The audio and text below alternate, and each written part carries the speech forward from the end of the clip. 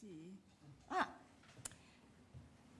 700 years from his death in 1321, when exiled in Ravenna from his beloved Florence, Dante still speaks to us. He speaks to the men and women of today, asking to be read and studied, but also to be listened to and imitated in his journey toward happiness, that is, the infinite and eternal love of God. Thus writes Pope Francis in his apostolic letter, Candor Lucis Aeternae, Splendor of Light Eternal, published on the 25th of March, the solemnity of the Annunciation of the Lord last year. The date is not accidental. The mystery of the incarnation, stemming from Mary's full and total acceptance of God's plan, the Pope says, is the true and heart and inspiration of the entire poem, for it effected the prodigious exchange whereby God enters into our history by becoming flesh, and humanity is taken up into God, in whom it finds true happiness. Now, I know that many of you have been reading. Who in here has been reading the Divine Comedy? Oh, all right. So what I'm about to tell you reviews things that you already know. The journey begins, and this is the famous Domenico di Michelino fresco that's in the cathedral in Florence. Nel mezzo del cammin di nostra vita mi ritrovai per una selva oscura che la diritta via era smarrita. Ai, quanto a dir qual era e cosa dura esta selva selvaggia e aspra e forte che nel pensier rinnova la paura. Tante amare che poco più morte, ma per trattar del ben che vi trovai, tante era pieno del ben, dirò dall'altre cose che vo scorte. Io non so ben ridir come io ventrai, tante era pien di sonno a quel punto che la verace via abbandonai.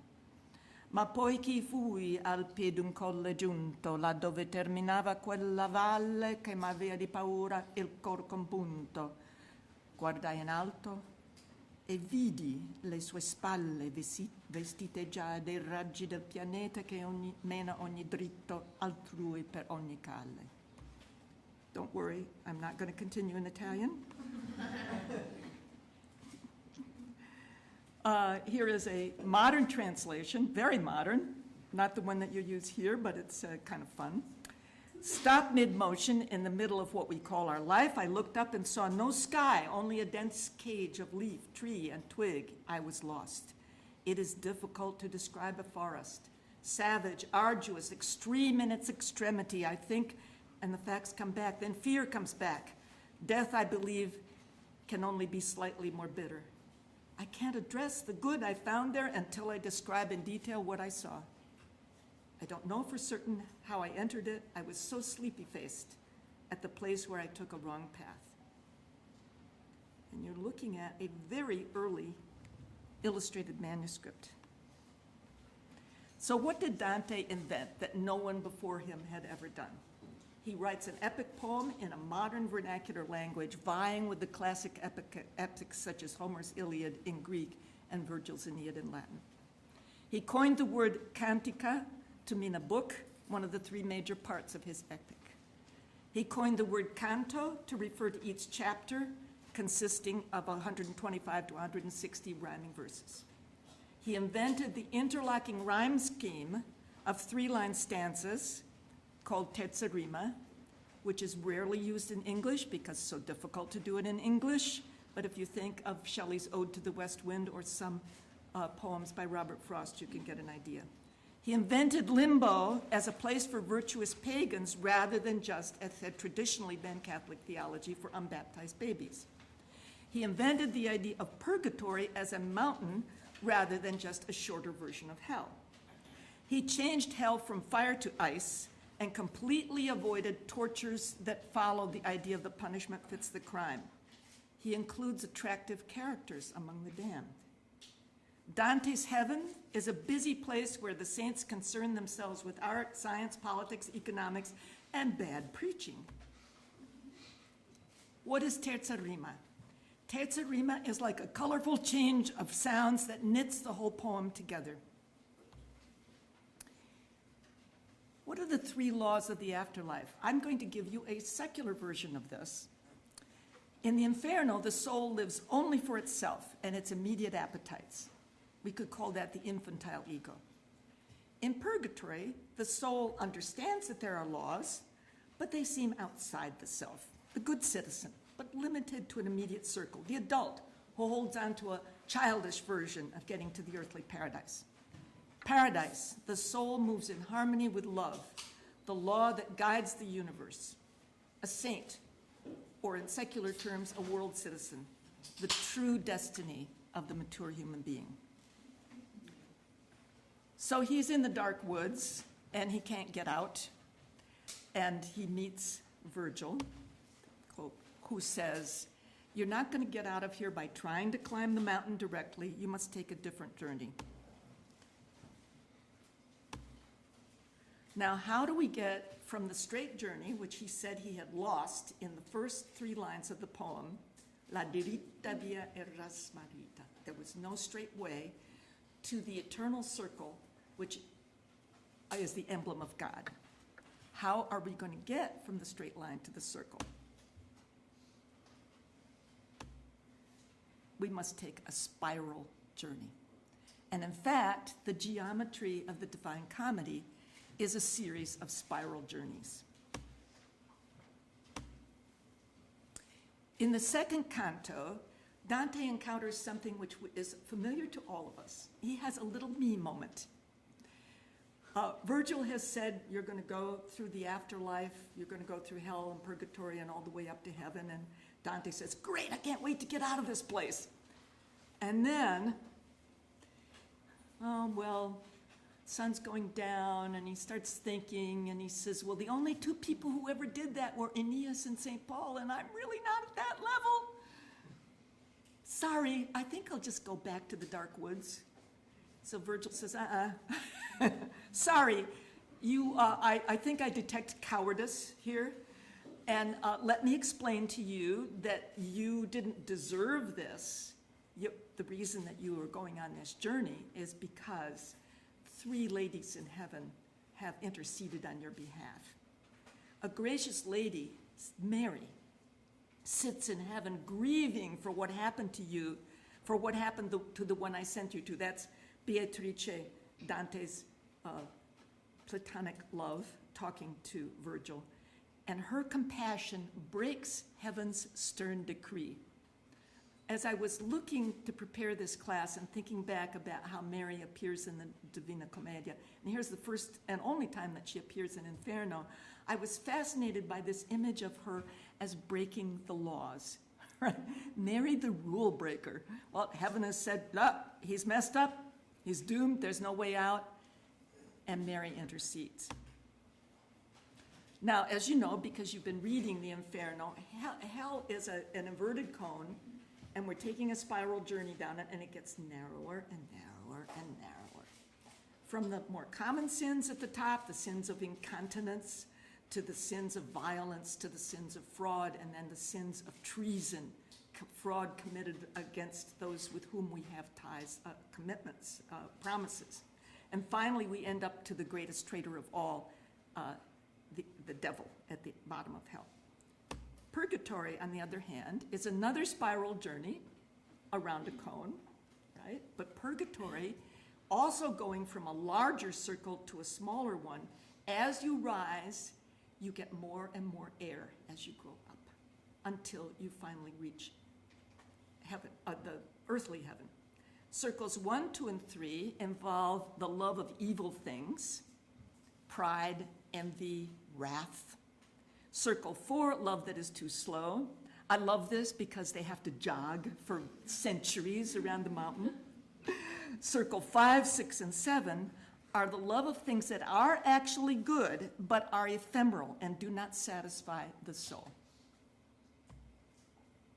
Okay, now we're going to come to the gate of purgatory. This is a wonderful moment, and this is where we're going to encounter the Annunciation for the first time. And also, because I'm an art historian, this is the art historian's favorite part of the Divine Comedy. So they come up to the gate. As you may know, if you've gotten that far, the first 9 circles, the cantos of Purgatory are all suburban purgatory. They are outside the actual, you don't get to begin your penance there because you waited a long time in some cases, or in some cases you were excommunicated or whatever, before you prayed at the last moment and got forgiveness and got to get into purgatory, but you're just barely there. So Dante falls asleep. He has one of 3 dreams that he's going to have in purgatory. And while he has in this dream, he dreams that an eagle comes down and lifts him up to the actual entrance of purgatory. It's actually St. Lucy, one of the 3 heavenly women who had intervened for him in the second canto. These pictures that I'm showing you right now, come from the Urbino Codex, which is a really beautiful manuscript, illuminated manuscript, one of the very last that was ever made, and it's now in the Vatican Library. And I was lucky enough several decades ago to get a hold of a facsimile edition of it and take pictures of all of the pictures that are in it, which are actually, strangely enough, unlike almost everything else, not available on the internet, right? So you're getting something that you don't normally get. So here they are. Dante's been lifted up there. There is an angel who is the gatekeeper of purgatory. And little Dante, with his guide Virgil there, is kneeling on the 3 steps of 3 different colors, like if you can think about the process of confession. What are the 3 steps of confession? Can anybody tell me here? First? Yes? Like the actual confession of the sins. Yeah, and then what comes after that? Right, I think contrition is the first one. Yeah, you wanted to tell us back there? No, a contrition, absolution, satisfaction. Then you do your penance, right? So those 3 steps can be thought of as indicating that. Now, while as in Inferno, Dante was a tourist, in purgatory he actually shares to some extent. He actually shares, at least psychologically and to some degree even physically, the torments that these sinners, the repentant sinners, these penitents, are going through to atone for their sins. So this is a difference. And the angel carves 7-letter P's in his forehead. What does the letter P stand for? Anybody?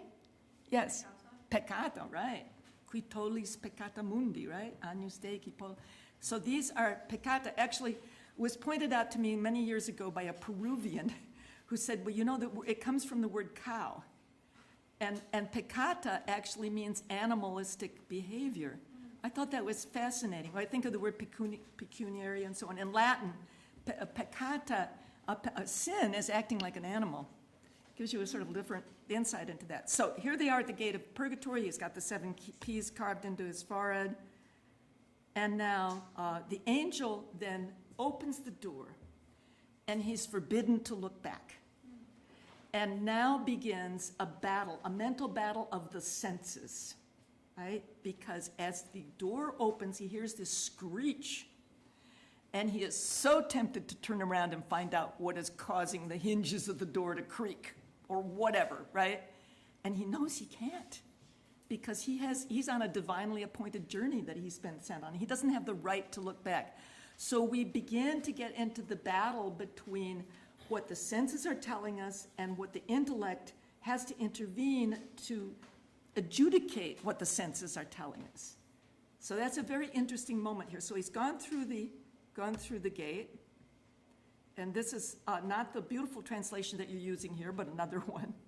And he goes through the gate, and he looks up, and he says, "Our feet had not yet stepped on it when I perceived that the encircling bank, steep and impossible to climb, was of white marble, carved with so much art that Polycletus in nature's very self would there be put to shame." Polycletus being the famous Greek sculptor of classical Greek. He had never seen anything by Polycletus, but he knew that was supposed to be the greatest sculptor of antiquity. So who has made these sculptures if they're better than Polycletus and better than nature? They are made by the hand of God. The angel who came to earth with the decree of peace that had been wept and yearned for all those years, which opened heaven, ending God's long ban, appeared before us so vividly engraved in gracious attitude, it did not seem an image carved and silent. one would have sworn that he was saying Ave, for in that scene there was the effigy of one who turned the key that had unlocked the highest love. And in her stance, there were impressed the words, Ecce ancilla Dei, precisely like a figure stamped in wax. Okay, notice a couple of things about this. Now, unlike some of the pictures of the Annunciation that I'll show you, he doesn't say that that the inscription was on the wall.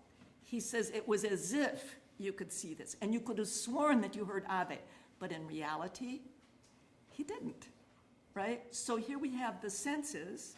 The ears are saying, I don't hear anything. The eyes are saying, I hear the angelic salutation. At this moment, Virgil says, okay, don't fixate on one spot. We're going on, and they're going to see more sculptures on the wall. He still does not know what ledge of purgatory he's on.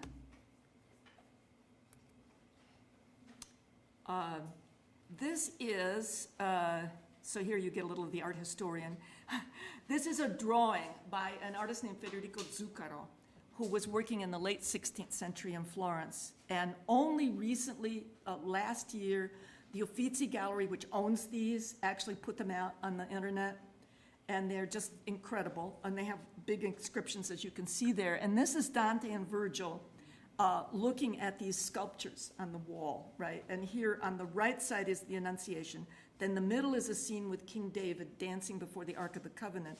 And on the left side is a poor widow who is asking for justice from the Emperor Trajan. And these were all examples of humility. Okay, so let me say a little bit about humility in the Virgin Mary. I think that what Dante is saying by making Mary the emblem of humility is that humility is, among other things, being open to new knowledge. Okay? And the reason I say that is that there is in the Sistine Library in the Vatican in Rome a very curious image of the Virgin Mary. This was a library that was built in the late 16th century to house the enormous collection of books in the Vatican Library. And it has, going down the center of it are all these famous scholars and writers and, you know, saints who were involved with the word. And then there's Mary. And on the statue of Mary, the label underneath it says, Mary the first scientist. Okay, I'll bet you never heard that before. Mary the first scientist. Okay, what makes her a scientist? Well, step back. What is science but the cooperation between man and God? Human intellect joined to the service of God, right? And who is the great emblem of doing that? The Virgin Mary. I think that's kind of cool. Okay. So as they begin to come out this cornice or this ledge, this first ledge of the sin, then Dante figures out what the sin is. Notice that he's first shown the examples, in this case from the New Testament, the Old Testament, and classical literature or classical history, 3 different examples of the virtue of humility. And now he's shown the punishment or the torture that the figures here have to go through, and he learns what they are atoning, which is the sin of pride, right? And he not only feels that maybe that was his besetting sin, but he thinks it's the worst. That everything that happens, we just came out of hell where pride had cast Satan down to the bottom of treason, and now we're looking at pride as the worst sin, okay, in Dante's view. So he bends over and he's talking to one of these characters who's there. His name is Oderisi, and he's a book illuminator, and unfortunately we don't know what he did. We have nothing by him, right? So we can only guess. And he says, oh, you're this great artist. And Oderisi says, no, wait a minute. There's a guy that came along and he's better than me. And you should want that to be the case unless you are followed by a dark age. Okay? You should want that to be the case. And then he refers to poetry and implies that Dante himself has superseded, showing that Dante is still proud, has superseded his predecessors. And he talks about Cimabue and Giotto, 2 artists whose work we do know. And he says, Cimabue had the field, and now it's Giotto, right? So now we see the problem with pride. And Mary will then be the exemplar at every level of purgatory for the virtue of that you're trying to learn to practice in opposition to the vice that you practice that got you there. Notice that these sins are not sins of what you did. They're sins of what your disposition, your spiritual disposition was that caused you to do bad things, right? That you could call them the 7 deadly inclinations to sin, right? Pride, envy, wrath. None of this, I've noticed this, and I don't know if anybody else has noticed it, they probably have, because there's such a lot of work done on Dante. Nobody in purgatory can see. Never thought of that? Right, these guys can't see because they're weighted down under rocks. In the circle of envy, they can't see because their eyes are sewn shut with iron wire. In the circle of wrath, they can't see because they're in a cloud of smoke. In the circle of sloth, they're jogging too fast to see. In the circle of gluttony, I forget. Let's see. The circle of avarice, they're eating dirt, right? In the circle of gluttony, they're fixated on a tree, which is tantalizing, and they can't eat it or they can't drink the water, right? So they're staring at that. And finally, in the circle of lust, they're walking around in a fire, so you can imagine they really don't have much ability to see up there. So nobody can actually see in purgatory. That is a very interesting way in which their atonement is taking them away from the sense which was regarded in Dante's time as the highest of all the senses, and you're deprived of that sense. And in deprivation of that sense, you have to think about, you have to reflect on, you have to think about what you've done and what was the internal disposition that caused you to do those things. So let's see. Okay, the angel of humility meets them as they are crossing the threshold to the next one, removes the first pea. It's a huge weight is taken off him. All the other peas get lighter. This was the worst one. And they're going up the mountain. And then they finally, this is another very, very early manuscript illustrations. They reach the earthly paradise. In the earthly paradise, Virgil fades away. He is no longer able to take Dante any further because he is a Latin poet and a pagan, and he's going to sadly end up in limbo. And Dante sees a series of pageants, which you're going to read apart and be scratching your head about quite a bit, I think. Most people who read it, what's going on here? He meets Beatrice, the woman that he had loved as a young man who had died 10 years before the official date that he pretends that the Divine Comedy is occurring, which is 1300. So he meets Beatrice, and she will be his guide through most of paradise. And it's not exactly the happiest encounter, right? She makes him confess his sins. She grants him absolution. She kind of takes a priest-like role. This is breaking a rule, I should say. But she does that, and then he's weeping about how he had lost the true way and gone away from his love of her and so on in ways that we don't totally, there's much conjecture as to what those were. And she says, come on, you're a grown man with a beard. Lift your head here. Come on, let's get on with it. So in this lovely little illustration that you see here, on top of the earthly paradise, you see 2 rivers.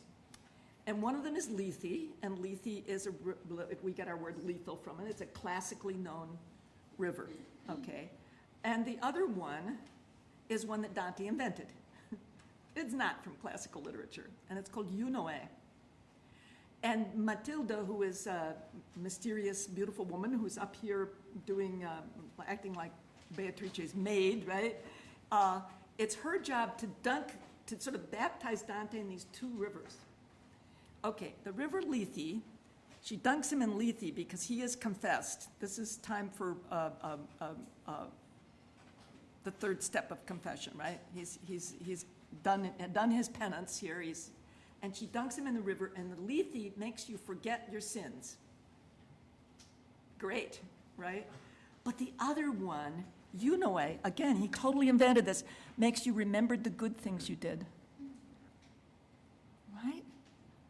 So you don't forget everything. You forget the bad things you did, and you remember the good things you did. And this is another wonderful invention, I think, totally from Dante. Okay, let's go forward. We're now entitled to go up to heaven and to paradise, and Dante doesn't even get immediately that he's up there, and she says, well, you know, now that you're totally free of sin, this is where human beings should be. This is the state of mind that you should be in. So up they go. I'm going to give you, this is a kind of a structure. Actually, this slide here, it's in Italian, as you may notice. This is sort of an overview of the geometry of the whole poem. In the middle is the earth, and of course, as you know, in Dante's lifetime, it was believed that the earth was the center of the universe, of the known universe that they had. So this is the world, the mountain. This is shown from the standpoint of purgatory, and the earthly paradise is on the top, and the upside-down cone at the bottom is inferno.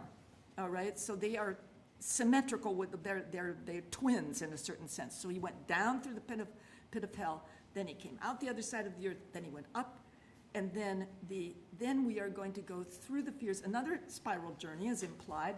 We're going to go out through the spheres of the heavens as they knew them in that time.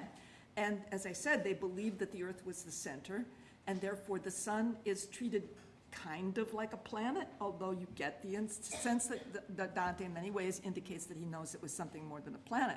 When you get out to the very end of what was known, the circle of the fixed stars, he looks up and he looks at a spot of light.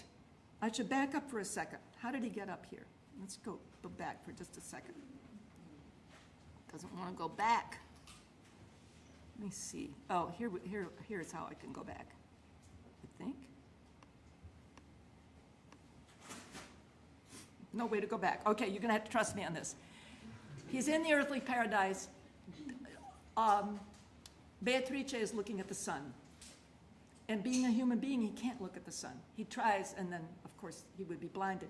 So he looks into her eyes, and he sees the reflection of the point of light in the eyes of Beatrice. And seeing that point of light reflected, he then is able to rise through the heavens. And he will through most of the heavens. As he grows in his ability to absorb more and more light, he's always looking to her for the reflection. He is understanding this universe of paradise through Beatrice. Okay, so that's how he managed to get up here. Now, at the outer rim of this wonderful journey through heaven that Beatrice has guided him through, he looks into her eyes and he sees a point of light, and he bravely decides to turn around and look at it himself. All right? And he is able to stand this light. He has now increased, it's sort of a metaphor for his increasing understanding. So he's able to actually understand what he is looking at, to this heavenly light, which is the Empyrean, or the non-physical universe, in which all of these souls that he saw on the moon or on Jupiter or on Mars or any other place going through it really are. And he's already been told they don't really live here. We've presented them here because it helps you to explain, because your human mind is a little bit limited. Okay, so there's God, Dio, right in the middle of it. Okay, and the 9 circles of angels. Okay, we're going forward. It doesn't allow me to go back. That's probably a good thing. Okay, now let's talk about, I gave you one idea of the 3 levels. I have several ways that I present these 3 levels. But here's another idea, and this is an idea of 3 levels of love. And I'm giving you the Greek word for them. Eros, related to our idea, erotic, right? Desire and longing. Desire and longing. And this is, in many ways, people whose lives are completely dominated by Eros. They're in the bottom level, right? Philia. Philia, dispassionate, virtuous love to friends, family, and community, requires virtue, equality, and familiarity. Okay? This is another Greek word. We find all of these Greek words in classical literature. So philia, Philadelphia, the city of brotherly love, right? Philia.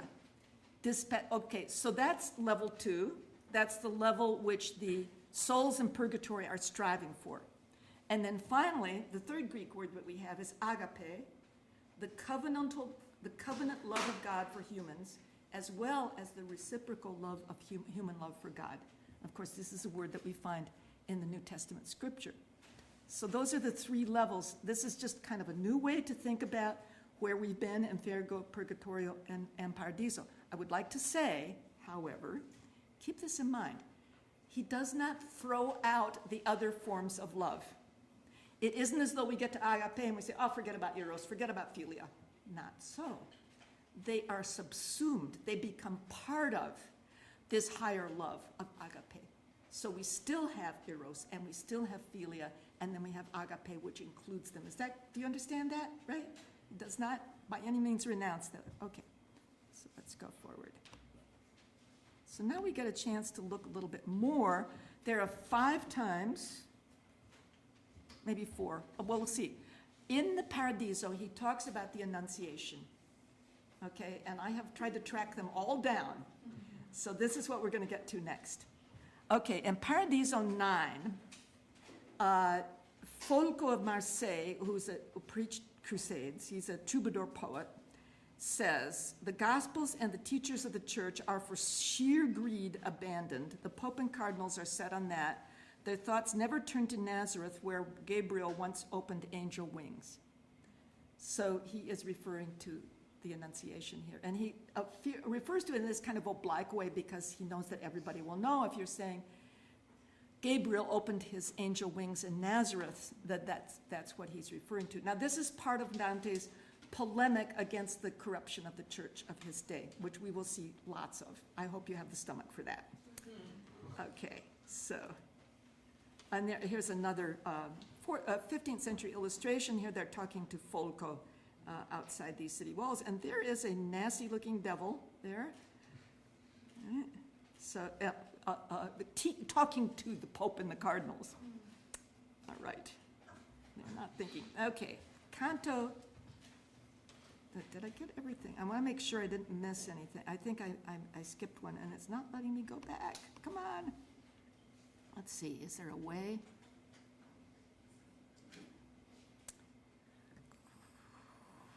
Technology is great until it doesn't work for you. How can I get this to go back? I want to go back. It skipped a slide. Can we click on it? Which one? This one? Wait a minute, maybe it didn't, Oh, no, I didn't skip a slide, I'm sorry. Sorry, okay. This is Canto 14. Canto, which one is it? I think it's 14. Okay, there's this beautiful image, the 1 and 2 and 3, whoever lives and ever reigns in 3 and 2 and 1. What's that? The Trinity, right? Was sung 3 times by each and all those souls with such a melody that it would be appropriate reward for every merit. Like, yeah, I've died and gone to heaven. This is great, right?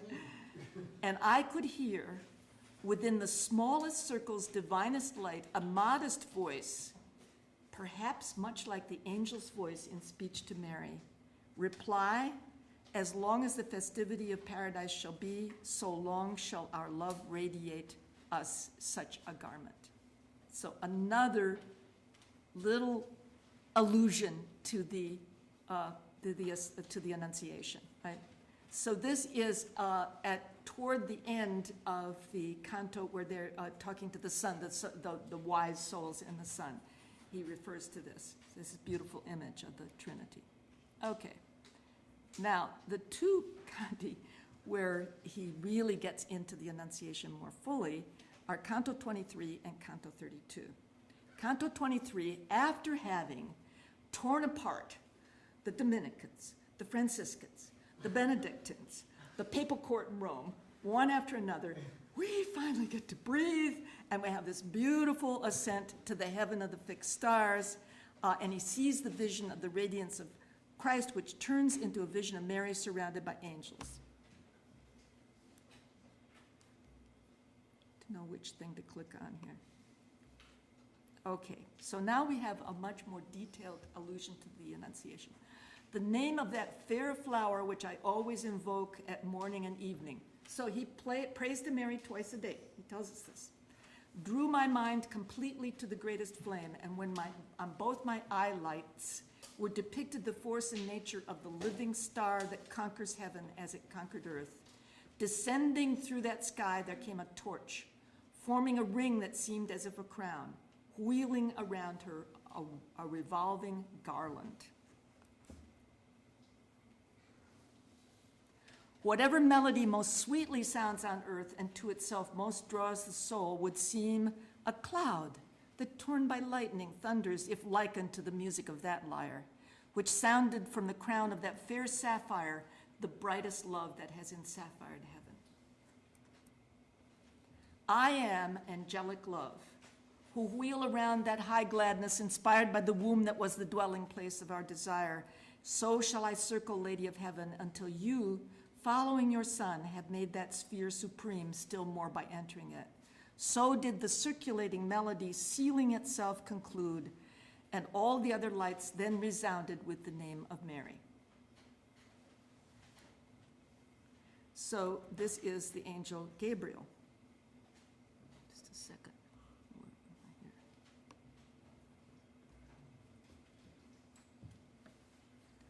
So it's a kind of eternal annunciation. Keeps repeating it, right? Nobody's getting bored. Canto 32, Dante kneeling before the very old image here from the late 14th century, kneeling before St. Bernard. Now, Beatrice has gone up to take her place in the heavenly rose, and Bernard of Clairvaux becomes his last guide. Obtains the right to see Mary in majesty, surrounded by Old and New Testament figures and the angel Gabriel. Look now, says Bernard, upon the face that is most like the face of Christ, for only through its brightness can you prepare your vision to see him. So he's saying you have to look at Mary in order to look at Christ. And the angelic love who had descended earlier now spread his wings before her, singing Ave Maria, gratia plena. On every side the blessed court replied, singing responses to his godly song, so that each spirit there grew more serene. O Holy Father, Dante asks Bernard, who is that angel who with such delight looks into our Queen's eyes, he who is so enraptured that he seems aflame? And he, to me, all the gallantry and confidence that there can be in an angel or blessed soul are found in him. And we would have it so, for it was he who carried the palm below to Mary when God's Son wanted to bear our flesh as his own burden. So I believe that Dante imagines here a heavenly choir which responds and echoes almost like polyphonic music, although polyphonic music as we know it today didn't really exist in Dante's time. Maybe he's predicting something that will come. The last canto is the beautiful hymn to the Virgin Mary. Virgin Mother, daughter of your Son, more humble and exalted than any other creature, fixed goal of the eternal plan. You were the one who so ennobled human nature that he who made it first did not disdain to make himself of its own making. Your womb relit the flame of love. Its heat has made this blossom seed and flower in eternal peace. And then he is vouchsafed the vision of God, which completes the Commedia. My wings had not sufficed, for that had not my mind been struck by a bolt of lightning that granted what I asked. Here my exalted vision lost its power, but now my will and my desire, like wheels revolving with an even motion, were turning with the love that moves the sun and all the other stars. I'll wheel it around. Now, I had 45 minutes and I've used them all, so you'll have to wait for another occasion before I show you all the wonderful paintings and sculptures of the Annunciation that you can see in museums in Washington and Baltimore, because I know that you want me to end after 45 minutes, right? We have 5 minutes. We can do 5 minutes. Yeah. Right. Okay, whoa, zip, zip, zip. Okay, here goes. National Gallery of Art. The one on the left, this beautiful angel by Simone Martini, who's a contemporary of Dante, slightly younger than him, Angel of the Annunciation.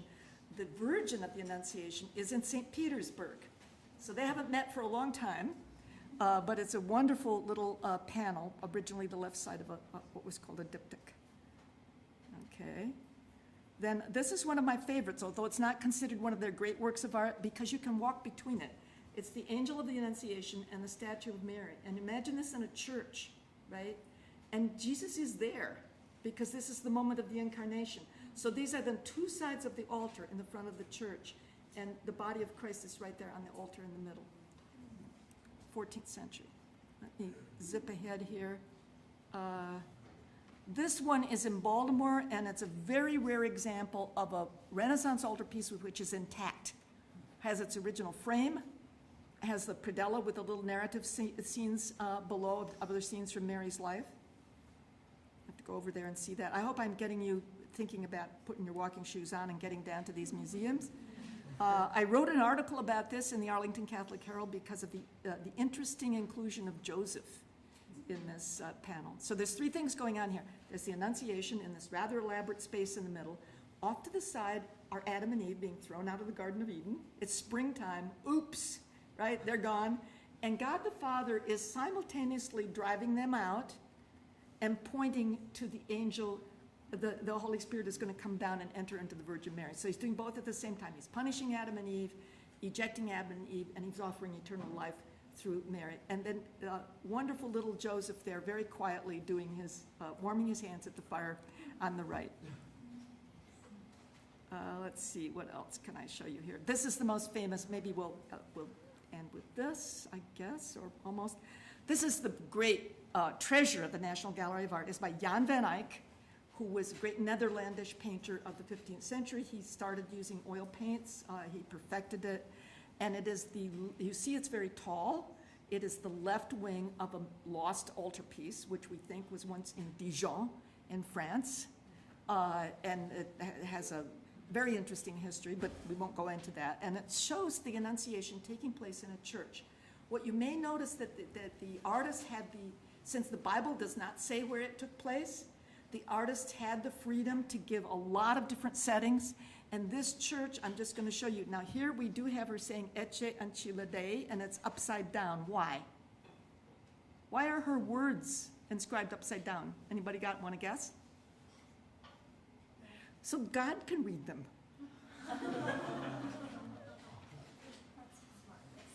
See, the angel, his words are right side up because he's talking to Mary, right?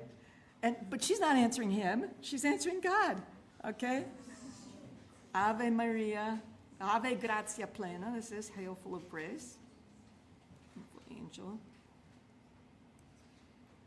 Just to give you a close-up of the wonderful, spectacular painting that he was able to do, I think under magnification probably.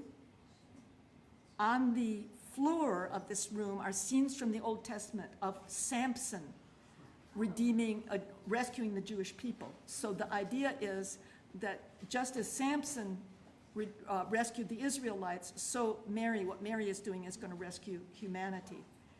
And so you see those scenes. And then in the next slide, you're going to see on the left is one of those floor tiles, engraved floor tiles with a scene from the story of actually this one I think is David and Goliath. So they're different scenes from the Old Testament. And then up on the wall are in an earlier style, which is so fantastic, right? He's saying, well, this was a time ago, is the Egyptian princess rescuing Moses from the Nile River. And in the window is God the Father, the monotheistic God of the Hebrew religion, who's in the stained glass window above that. Okay, and then see, I have to go on a little bit here. So this is by a priest. His name was Fra Carnevale, and he did, these are all in the National Gallery, guys, okay? So he did this depiction, he staged this, not inside a church, but in a city with this incredible, very, very carefully calibrated perspective behind the angel and the Virgin Mary, which was new at that time. Then we have a stained glass window, comes out of a church in Florence, was also done by a priest priest was the artisan who did this, the stained glass master, late 15th century. This is Spain. This artist worked for the Catholic kings of Spain, Ferdinand and Isabella.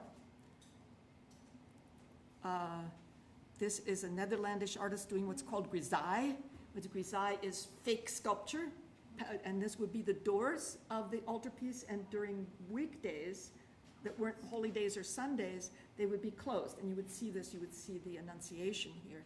This one is in Baltimore. This one, should I keep going? Sure. Okay. At least you're not hungry, right? Okay. This is a little painting in Baltimore. I had to include it. Lavinia Fontana is a female artist. She was very successful in Bologna in the late 16th century. And she actually then went to Rome and so on. She had 10 children.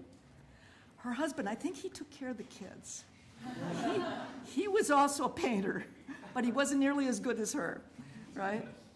So it has a kind of domesticity to it, this scene, this little panel of Lavinia Fontana. This is Santi di Tito, a Florentine artist. This is also in Baltimore. And an interesting thing about this one, it's sort of balletic, right? And there's kind of dancing form to it. This is late 16th century. Is in the background is the Church of the Santissima Annunziata from Florence, right? So he's made it a local scene. He has her under a kind of arcade, but and that's the Church of the Annunciation. Oh, so I'm done. You guys, we made it. We made it. Oh, okay.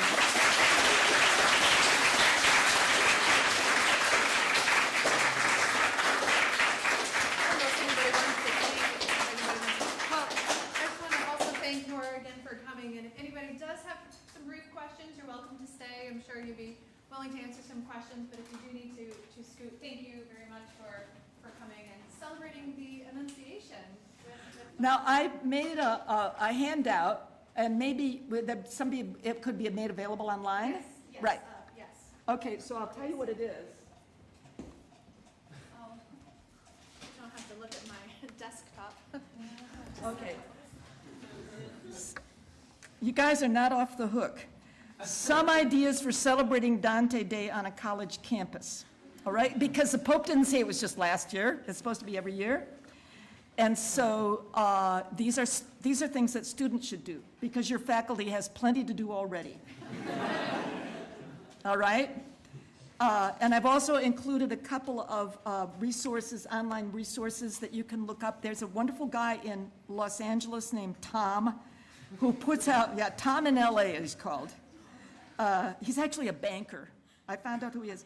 He has put out a series of he's halfway through Paradise now, of half-hour videos about the Divine Comedy. And he is Catholic. And he's a fervent, he's really great. I mean, he does say some things in Italian, but he will translate all of them for you. Okay, here's some of the ideas for you. Sing the chant melodies that are cited in the Divine Comedy, which I have a list here. Te lucis ante, Te Deum, Regina Caeli, Ave Maria, and Exitu Israel te Egypto. Some of you know how to do chant, right? Yeah. Another program that you could do, and you can do this from the internet, or if you have some really good singers, you could perform some of this. Find the most beautiful settings of the Ave Maria. Rehearse, now here's a really easy one. Rehearse and present dramatic readings from the Divine Comedy in translation. Pick your favorite translation, work on it, make sure you can do a good job of reading it.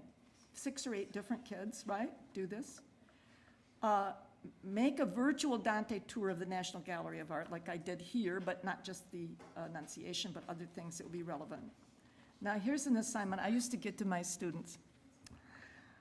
Think of recent characters in history or fiction who seem to embody the virtues or vices we meet in the Divine Comedy. Keeping in mind that none of us has the right to say where anybody is going after they die, but this is fiction, write a short edition, not necessarily in verse, for the appropriate place in the poem where Dante would meet these modern characters. You could even have a little competition on this. Women in the Divine Comedy, wonderful topic, right? Because not only there are a few women like Francesca in Hell and Picarda in Heaven and Pia who makes this very small appearance in Purgatory. But there are a lot of other women in the Divine Comedy. They're the women whom the guys in Purgatory are asking Dante to go back and, please tell my wife, daughter, mother to pray for me. So there are a lot of interesting characters, female characters. Find English poems, that's for the English professors here, in terza rima, and present them, right, to each other. I mean, the Ode to the West Wind is a very famous one. Now, Shelley loved Dante. I don't think his Italian was that good. He did actually translate part of he did a wonderful translation of a little part of the Earthly Paradise. But his I think the stanzas of the Ode to the West Wind are only about 16 to 18 lines long, so he isn't able to maintain it for 140 lines. It's almost impossible to do in English. Okay, then finally, hold a potluck Dante dinner with dishes inspired by the poem or just good Italian cooking from a variety of the geographical regions that Dante mentions in the Divine Comedy. Okay, so, yeah? Thank you. Great ideas. Okay, so you can look those up and think about, but this is up to you, not something you want to burden the faculty with. This is something for the students to do, and I recommend that you do it and keep up your interest in reading in Dante for the rest of your life. As I said, I got interested in 1965. Please do not do the math and find out how old I am, but I was in college, and I'm still at it, so.